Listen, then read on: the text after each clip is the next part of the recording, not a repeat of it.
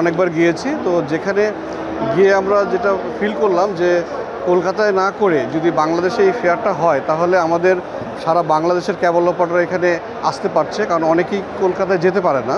তো না যাওয়ার কারণে হচ্ছে ভিসা জটিলতা থাকতে পারে। তো এখানে যেহেতু বাংলাদেশে এখন কোয়াব একটা ভালো উদ্যোগ নিয়েছে যে বাংলাদেশে এই ফেয়ারটা ওনারা করেছেন, তো সেক্ষেত্রে একটা ভালো উদ্যোগ। আমরা প্রতিবারই ইন্ডিপেন্ডেন্টের পক্ষ থেকে যদি আমরা এখানে স্টল নিতে পারি এবং সব বাংলাদেশের সব যত ক্যাব অপারেটর আছে সবার সাথে আমাদের দেখা হচ্ছে, কথা হচ্ছে, আড্ডা হচ্ছে, তো আমরা সবাইকে একই জায়গায় পাচ্ছি আমরা সবাই। তো এখানে বিভিন্ন টেকনোলজি নিয়ে যে আলোচনাগুলো হচ্ছে, সেমিনারগুলো হচ্ছে, এখানে আমরাও কিছু শিখতে পাচ্ছি।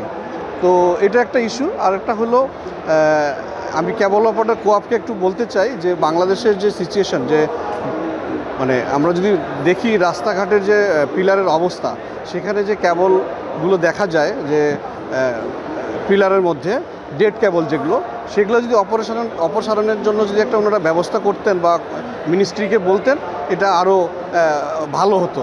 তো সেটা নিয়ে যদি কোয়াব একটু পদক্ষেপ নেয়, এটা আমরা আরও দেখতে সুন্দর হতো। ইন্ডিপেন্ডেন্ট 2011 সাল থেকে আমরা অন ইয়ারে আসছি। 2011 থেকে আমরা এখন পর্যন্ত টিআরপিতে রেটিংয়ে আমরা সামনে ছিলাম, থাকবো। আশা করি ভবিষ্যতেও আরও দূর এগিয়ে যাব। আমি ইন্ডিপেন্ডেন্ট টেলিভিশনের ব্রডকাস্ট টেকনোলজি ডিপার্টমেন্টের আমি মোহাম্মদ সোহাগ রহমান, ডিস্ট্রিবিউশনের দায়িত্বে আছি।